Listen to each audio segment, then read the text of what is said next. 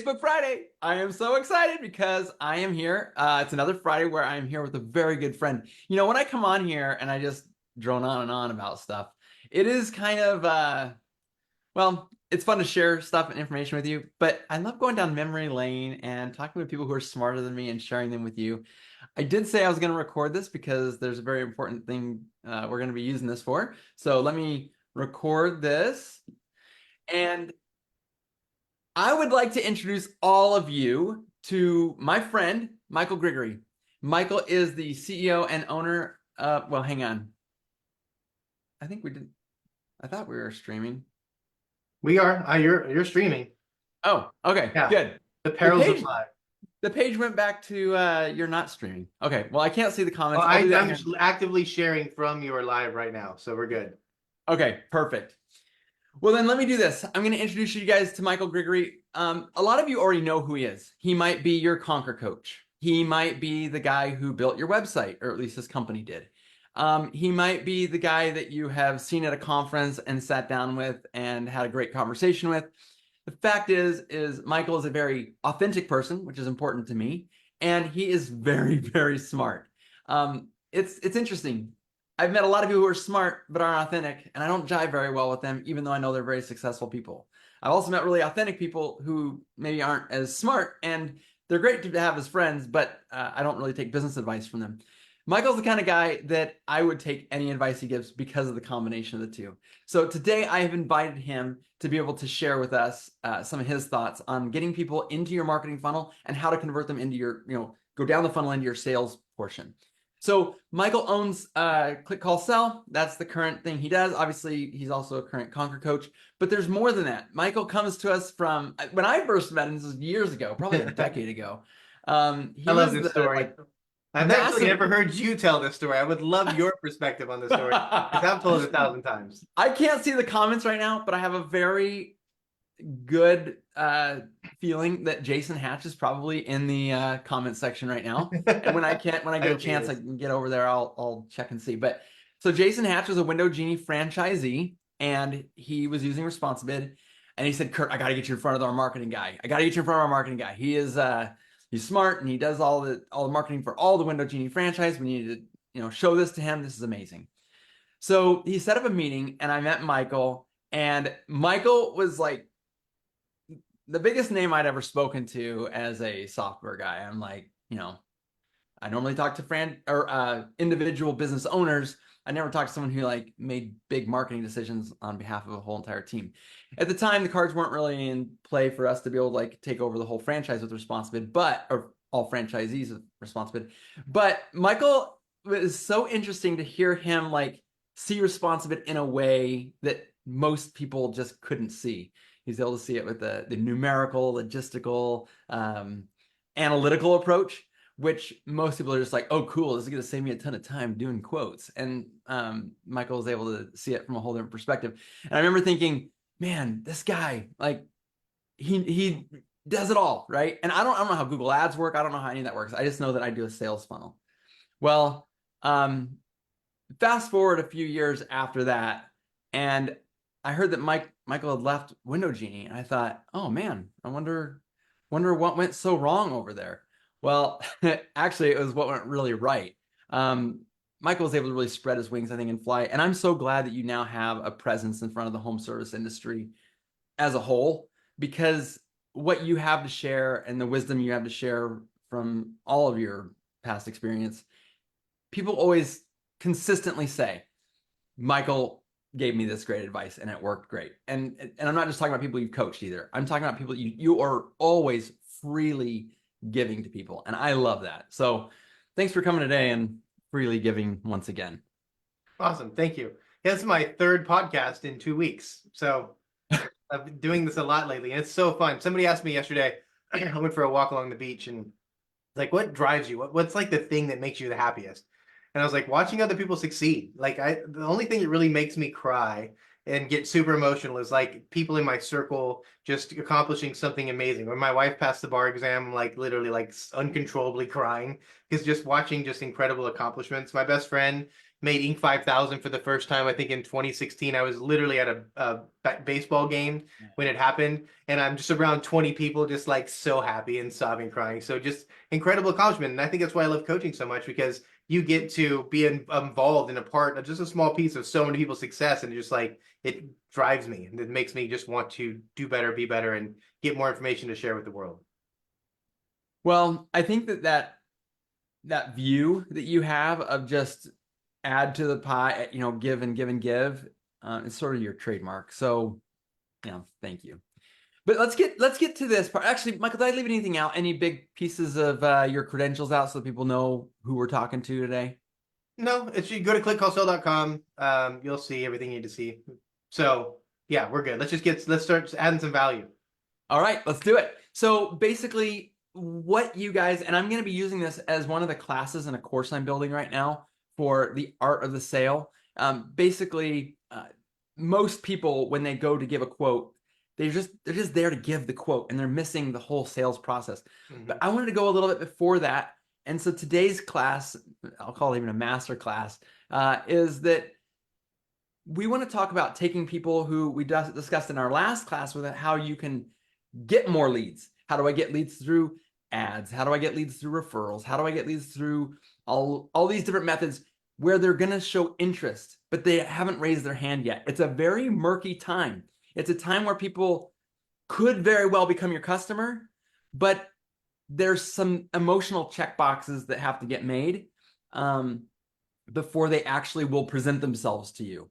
So I want to talk about that, because once you're starting to get people flowing to you, of all the people that land on your website, only a certain number of people are going to call or fill out the contact form or the response bid form. So we need to talk about how we are going to address those people so that we can get our conversion rate as high as possible. Now, the conversion rate, I know that people talk about it in terms of website, and that's fine because that is a really big part. It's 2024 after all. But there's so many elements to this, and it does exist outside of a website. It could be mailers. You mail out a ton of postcards, right? And you put out a bunch of Facebook ads. How do I get people to raise their hand? So, Michael, I know we were talking before we went live. There's a couple different rabbit trails we want to go down.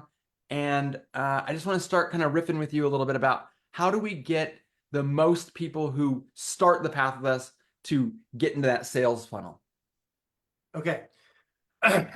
So there's 3 different primary types of customers: one, repeat, referral, and then new customer acquisition. So you think about getting people into your pipeline. A repeat customer is the re-engagement, right? So text message, emails, phone call, whatever it could be to get people to work with you again. Referrals, word of mouth, relationships, networking, B2B or B2C. And then new, for most, especially newer businesses, that is always going to be 50% or more, unless you're, a long-standing maid service or house cleaning, landscaping, etc.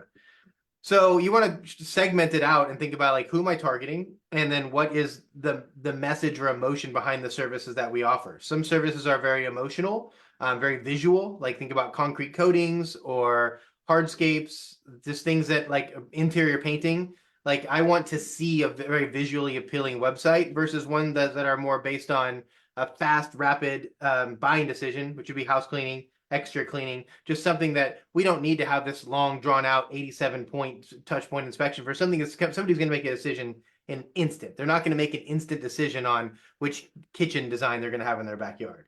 So those are the things you want to consider when you're thinking about how we're going to get people in, is what message are they looking for? And you're never going to get everybody, but the majority of people are looking for speed, efficiency, quick. Are they looking for ideation, ideas, or whatever it could be? And then crafting your messaging specifically for that segment of the audience.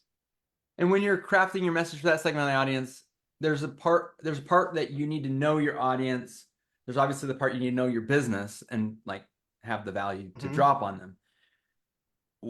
But it feels like there's so much art in that. But I know that you're very logical, scientifically minded. Yep. So I guess my question is you're trying to determine where the balance is as you start to craft your message. Yeah, good question. Yeah. So one thing I've really learned this recently is this is the first year that my company's been doing a lot with social media and just posting and posting and posting. And to your point earlier, like, I just love adding value. I don't necessarily do it for myself. I just do it to, like, hey, anybody that wants to follow me and learn from my years of experience of doing this, here's content. but it has this lack of authenticity, right? There's not like, I'm not speaking to any one person. Like, here's just a bunch of stuff that's in my brain. Selfishly, I'm using all this to make my own GPT so that I don't have to do it in my own person in the future. So there's like also something, behind the scenes that's working as well, and just getting things out of my brain onto video. But if you think about your website or your brand, if somebody is finding you and they're on your website, video is by far the best way to connect. And because if you think about it, if somebody is pushing play on that video, you've got somebody who is a willing, captive audience that wants to hear what you have to say. And the authenticity, kind of the thing that I've been missing and I'm really starting to focus on as of last week, is being authentic, really just talking about yourself and your company, your values, why you started to doing this in the first place, and not necessarily like, hey, we're insured and we show up on time and like, everybody has that. But really talking about like, I started this company because I worked for 10 years in another company for a terrible boss. And I knew that homeowners wanted something more. And I wanted to deliver that experience. And here's why I started that.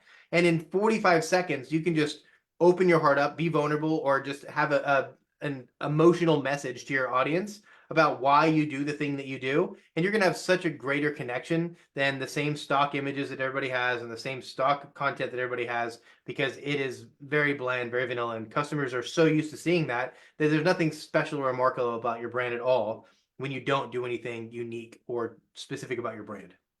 Yeah, I think you've probably been to those networking groups like what's the big one? Chamber of Commerce, BNI. BNI, yeah. Yep. You walk into a BNI, Yes. and you got the guy who just hands out his card to everybody. Hey, if you need a real estate agent, I'm the one. Mm-hmm. And then they like either leave or don't talk anything else. It's the me monster, right? And you can use video that way, but I think there's a certain amount of, hey, I started this business for this reason. And then you get into knowing your customer. Like real estate agents, that's kind of the perfect example. Like, what are you going to do that's so different than every other real estate agent? Mm-hmm. But all they ever do is I've got a picture and my name and the brokerage that I use. Like, that's what you use to decide who's going to get 3% of your home sale purchase. Absolutely. And also let's use a real estate one too, because I'm going golfing in 3 hours with a really good friend of mine from my EO group. His fiance is in real estate, and she only sells houses in this one small part of San Diego. San Diego's county has 3 million people. And she's only in this one small part called Kensington. Average home sales like $1.5 million. And she's just known, like she knows every street, every house, every neighborhood, all the people, the communities, the HOA members, everything. So if you want to work with her, she doesn't know a little bit about 10 areas. She knows everything about one. And it's the same thing when you think about starting your business too, is if you think about touch points, everybody's heard like, oh, somebody has to see your message 10 times before they buy from you.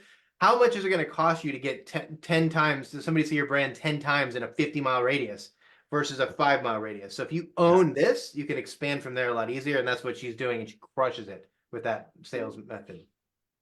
So I've talked before about push and pull marketing. Push is I'm going to impose myself onto you into your Facebook feed or a door hanger on your door. Yeah. Or I'm going to pull you in. You organically found me on a Google search, or you're seeking me out. You're looking for me or my industry. Yep. Yeah. So first of all, let's just define is there any messaging difference that you would make between those two groups? Oh, 100%. Yeah. Your still core values, mission, vision, purpose are still there. And I mentioned this to you earlier. I said it costs a lot more money to create demand than it does to capture demand, because over the long haul, right? People aren't logging into Facebook to see like, oh, finally I found that window cleaner I was looking for. Like I've been looking everywhere. I just saw my newsfeed, right? Nobody goes to their mailbox every single day and just prays for that coupon that they're going to get in the mailbox. But you just do something to grab their attention, to say, ooh, that looks interesting. I want that. And so there's like a whole bunch of different like conversion, like sales processes. I like AIDA because I learned it a long time ago and they're all the same, like awareness, conversion, action, or whatever. But awareness, it all starts with awareness. And like, are people aware that you exist? Are people aware that ResponsiBid exists? Are people aware that Click All Sell exists? That your cleaning painting company exists? If the answer is no, then they need to know you exist. Do they know the industry exists? If they, like, a lot of people may not even know that you could get your concrete in your garage professionally coated, right? They may not know there's a professional window cleaning service. Believe it or not, there's people that don't know that. And so is it awareness of the industry or awareness of you? And then interest. Specifically about your question now, Kurt, is are they interested in this particular service? Not always, no. And so when you throw something in somebody's mailbox or on a Facebook news feed, and they don't want their windows cleaned or their house washed or house painted or concrete coated or whatever, it's just going to keep going. But what we want to do is get some sort of content, some sort of message, some sort of video, anything that's going to make them stop and say, whoa, what's that, right? And one of the things I like about the exterior cleaning world is the dramatic before and afters of people's work. I used to coach Rob Anderson, and he has, I think he's got 3 million views now, but when I was coaching him, it just broke 1 million views. And it's literally just this old dirty bench that he washed. And it's just this like slow 5-minute video of a really, really dirty bench to this looking brand new. 3 million views, or I'm not going to say how many views. It's over 1 million, way over 1 million views. A boatload of people on just pressure washing a bench. And that's the interruption, right? That's where somebody's scrolling through and like, whoa, that's cool. And they may not need a bench washed or their house washed today, but what's going to happen in 3, 6, 9 months after you've touched them 10 times? They're going to start to look for a service. They're not going to search for bench cleaning or house washing or whatever. They're going to search for you because they've seen you 11 times. And so that is what the objective, not just in the push marketing, is where just getting stuff for the sake of getting stuff out there. It's for the sake of your brand, because then when people are ready to look, they're not looking for the industry, they're looking for you. As far as the pull marketing, when I'm pulling people in, it depends on the industry again, right? But the offers, the deals work really well. Also, social proof works really well. People buy from those they know, like, and trust. So if you've got reviews to hang your hat on, you've got people that are promoters of your brand or influencers local in your market that have followings. These are the best way to get in front of somebody, unless you want to do the aggressive deal. There's a house cleaning company called Dazzling Cleaning, and they've become huge, and they have a $19 cleaning, like get your house cleaned for $19 now for like 3 hours of cleaning for $19. And they've just blown up because it's a maid service, right? You like that first cleaning for $19. Oh, we can do this every month now for $199. And I'm not sure if you're familiar with like the cost per lead in the high repeat service industry, but it's really expensive.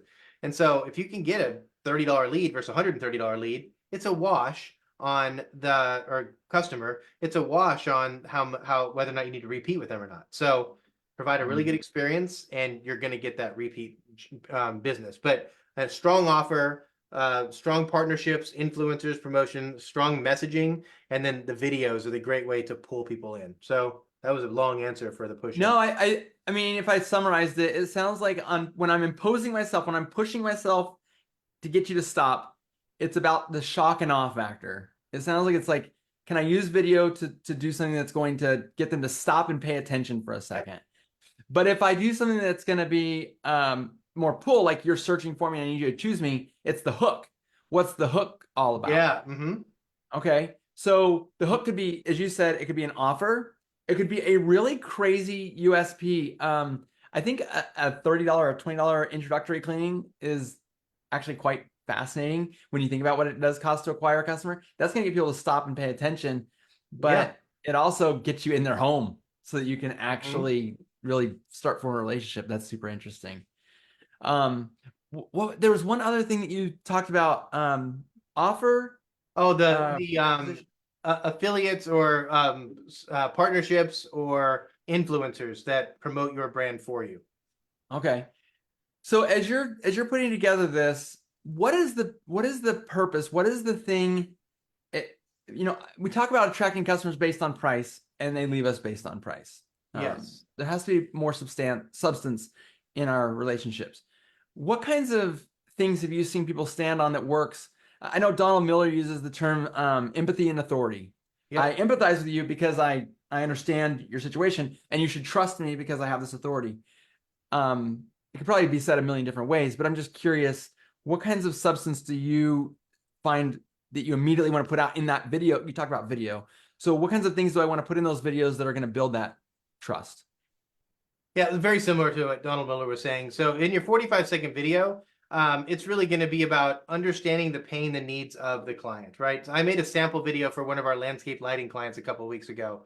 And, we talked about, so, hey, you're probably on the site because you want lighting. You want lighting to extend the time your kids can play outside so you can enjoy privacy in your home, like really just kind of hitting on the why you would want it. Maybe you want security, right? Maybe you want to know what's going on outside your house and have lights to make sure you and your family are protected. And you really kind of identify those pain points as to why somebody would want to do or why somebody is even visiting you. So you understand what their pains are before they even get to diving into your website. And so once you can address those pain points, why see FAQs on so many people's websites now? Yes, it just helps for ranking organically, but it also so you can identify with and understand what the pain points are, and they feel like they're heard immediately on your website. And so all the video is saying, look, I hear you, I empathize with you, and this is why my company exists to do these things, but we also offer A, B, and C as well, just like everybody else does. But here's kind of the purpose of why we operate the way we do. And as people hear your sort of story, the way that you just talked about twisting it, I think it's a key component here, is that the guy who comes in as a real estate agent to your BNI group and just hands out all of his cards and says, everybody, make sure you refer people to me. You really need to refer people to me. It's because it's all about me. And then they walk out. That empathy and authority, it's, yes, I'm authoritative, but I have empathy and I understand your situation better than anyone else. Conveying that is so critical. Yes. I'm thinking, you exist for your customers. Your customers don't need you. They don't think about you until they need your service. And so you can't make it about you. You have to make it about them, understanding their pains and how your videos can, how your product services can solve that pain. So responsive customers come to ResponsiCon, home service workshop last year. But I was there. Yeah. Yeah. They come and they record videos. And when they're recording their videos, we sort of give them some copywriters, people to work with to help them to write their scripts. And the tendency, and it makes sense, they're on your website, they're trying to learn about you. The tendency is, you're going to use our service. We've been in business this long. We know this much stuff. We have the best pricing. Maybe we're not the cheapest in the world, but we are the best in the world. And that's the tendency, is to create that. And there's such a cool discrepancy here. This works in pull and push marketing, by the way. Once someone has stopped and paid attention to you, the next thing that they want to know is about them. So yeah, the most interesting conversationalist is the one who just listens, right? Now in video, it's really hard to just, put a video together that goes, all right, I'm listening, but it's not it doesn't make for interesting video. But if your video says, I hear this happens a lot to people. I hear that people are suffering with these things. I see this every day. And what I'm passionate about is making your life look this way or feel this way. Or your pain and suffering is that people say they're going to show up on time and then they don't show up on time. Guess what? With our company, that'll never be a pain ever again, because we always show up when we say we're going to show up. Now, obviously, you have to engineer your company to keep these promises. That's not, I'm not saying you build a video that just talks about, empty promises. But Michael, as you've gone through coaching people, I'm sure, and this is like really putting you on the spot, but if there's anyone in the world I could put on the spot, I think you're the one. There's a lot of different unique selling propositions out there. And I'm curious, as you've coached people, what sorts of unique selling propositions, like what makes me different than my competition, have you seen that really get you to take pause, or do you think gets customers to take pause? Because you already said oh, we're insured. That used to work, actually. I think that actually did work in the very early 2000s because so many people weren't. But I don't know if that's like a really big pull right now. Oh, you're muted. I actually hit mute because I was coughing.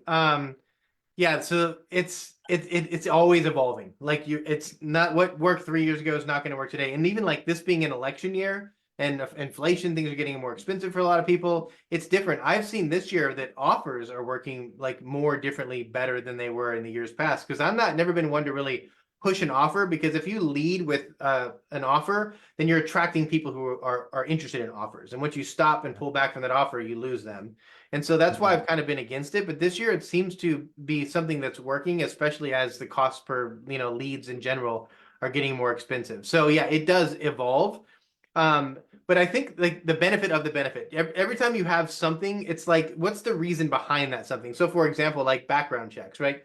everybody even says they background check. But when you can say, hey, we background check because people are coming Yes. into your home and you want to make sure that you've got somebody that doesn't have, theft, violent crime, or criminal history, that's why we do it. So make sure that anybody you hire has been checked. Otherwise, you could be letting anybody into your house. So that kind of just like the benefit of the benefit. Like what? So we do this so that, and that I feel works really well. And if you talk about, offering that unique value proposition, selling proposition, whatever you want to call it, a lot of things work, but it's usually about the benefit of the selling proposition that means something. So for us, we talk about total ownership and radical transparency. So I can say, hey, you have total ownership of your stuff. That doesn't mean anything. We have total ownership of your assets because you want to own your own phone numbers. Because if you don't work with us forever, you're gonna lose all of your phone numbers. So when you work with us, you're gonna have all of your assets that you own, your intellectual property. We're just gonna be managing them for you. That way you're not connected to anybody and you own your property. So it's all about the benefit of the benefit, and that's what people really resonate with. It's not just, oh, we're background checked. We're background checked so that you can. Does that make sense? All right. Well, you've just forced me to ask you a question that I really hope this is going to be okay with you, but here we Oh go. no. Yeah. I think it's important though, because Well, you radical just said the transparency benefit is of, the other one too, so we're good. yeah, well, here we go. Yeah, radical transparency. So you talk about the benefit of the benefit. What you didn't mention there was the pain of the benefit not being there. So let me just give you an example. If you work with another company, they will host your website, own your domain name, and own your phone numbers. And oh boy, that would really suck if you got to the 3 years down the road and you found something else you want to try, but you didn't have access to your own phone numbers. Your actual website was hosted on someone else's servers.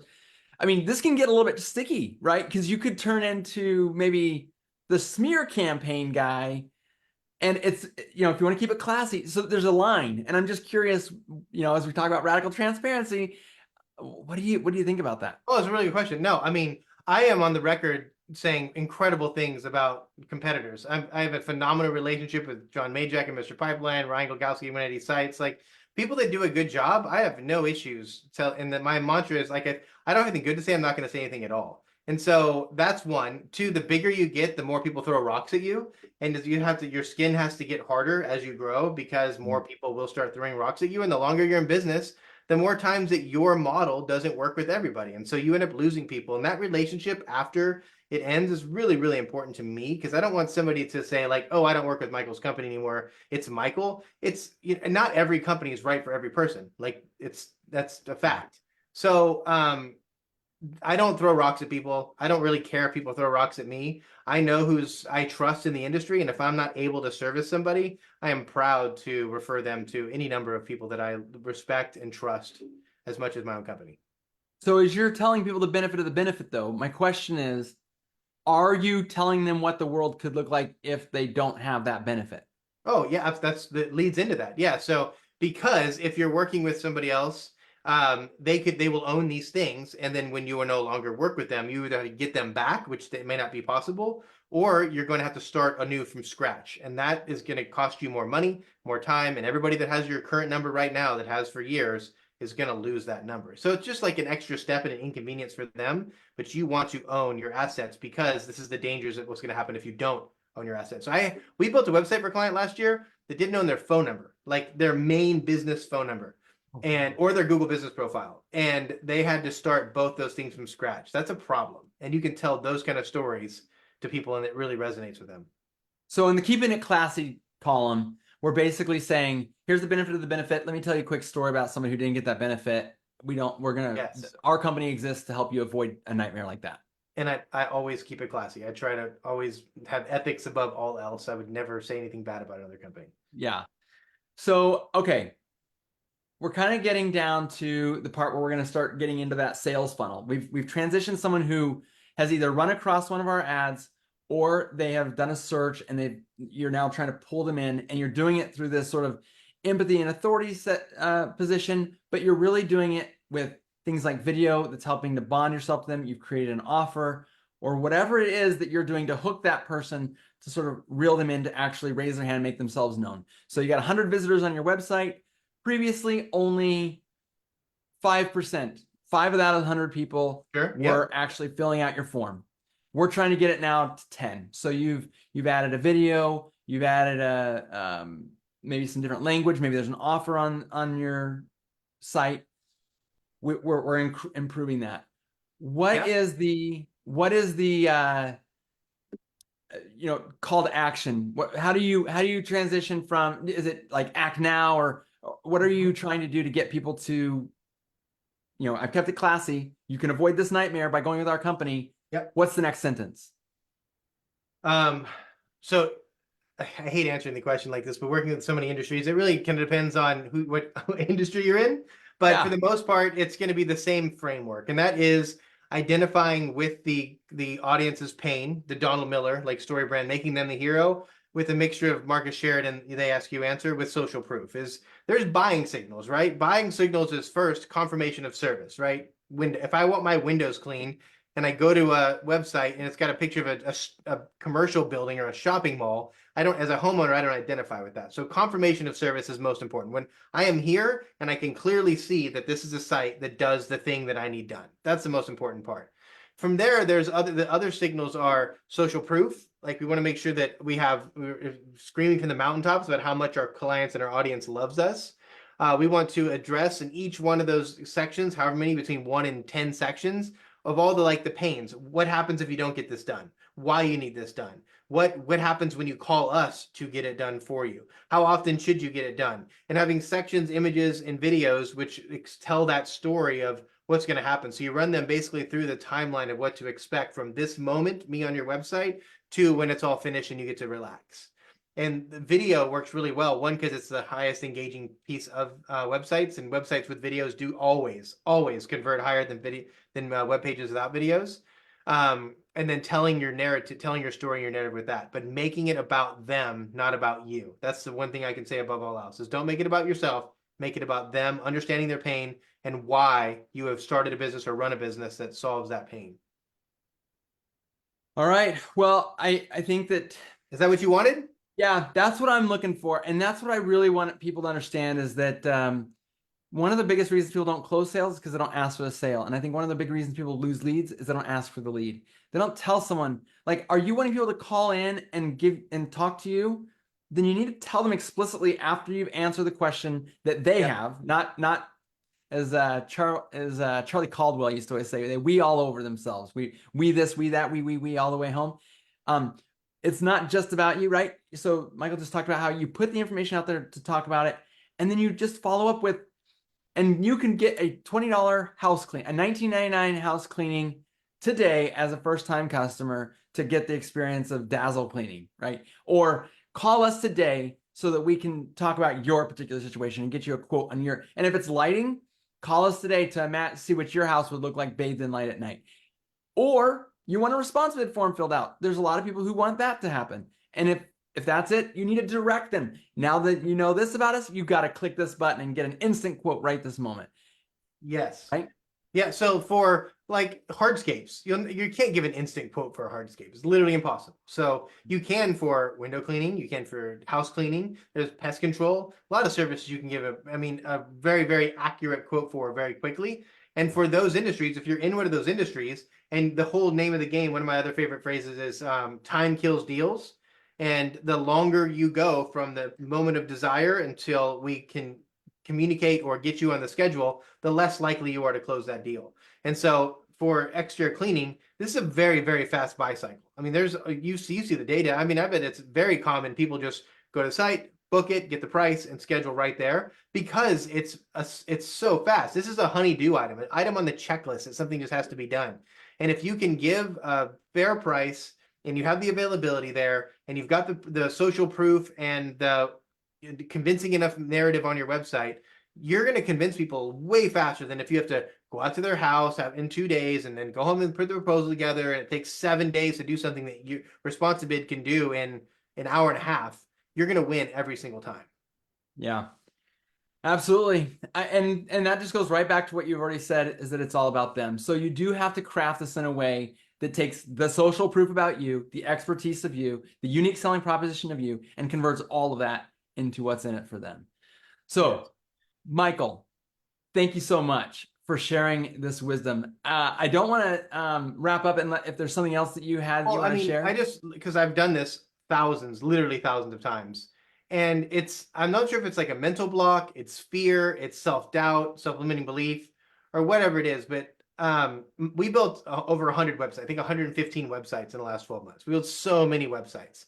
And this is honestly, I'd say 1 in 10 people actually read the content on their website. Like it's just, okay, website's done, thank you, and that's it. And our content writer is amazing. She's gotten books published. Like she's a really good writer. But it's not you. It's not your vision. Like we have an opportunity to like, hey, give us a Loom video about your core values, your mission, vision, purpose. Like what is it about you? What's your unique selling proposition? 1 in 10 does it. And people just don't even look at it. And again, it might be self-limiting belief, self-doubt, but take the time. And you don't have to be this Pulitzer Prize winning author. Just take some time and just word salad content to whoever built your website, whoever's on your website company, and just have them make something in your voice. It'll take you less than an hour and it will pay huge dividends as a return. Wow. You know what? You just reminded me of something. So people hate writing, and we now have ChatGPT that will write for you. But I think it could be some self-limiting belief. I think it also has to do with I'm not a writer. I'm not going to sit here and spend a bunch of time trying to brag about myself. I do think that you're right. There's a bunch of lines that all converge on I'm not going to mess with this. Yep. But if you owe yourself anything at all, I would say I'm thinking about the responsive follow-ups. We put a bunch of default follow-ups into your infinite follow-up feature, and we throw like, I don't know. I already know what you're going to 30. say. I love this. Keep going. No one added to them. I know. No one. And so go ahead. I'll finish your story. Go ahead. So I'll go to an account, and it's very rare. I'll go in and I'll be like, oh my gosh, you rewrote this? Now it's like, no, I didn't. I just threw it in ChatGPT and had it up against some other writing I had done. Like, oh, it's so personal. I love it. Yes. And you're going to see a lot more of that, especially with high level. I was going to say, so, I mean, clearly I have lots and lots of clients in the home services space. Yesterday for the 4th of July, I got between 20 and 25 emails that were literally exactly the same from whoever agency or whatever they're using. Like, just like, oh, have this 4th of July special. It's just like, this is nothing unique. This is not you. It's not your brand. I don't know how well it's working because I can't see the back end analytics, but yeah, it's not about you. It's like, it's about somebody else just having a boilerplate template that's great for day one, but you could do so much more with your own message about telling a story about your community, what you've done, like updates, and you're just leaving so much opportunity on the table by spending the money and not the time, or having somebody on your team that can spend the time to craft something specifically about you and your brand. So you just got me thinking of Frank Kohler, Jonathan Maynard, Rob Anderson. You already brought his name up earlier. I'm thinking about some people who I've seen stuff from. You use the word community.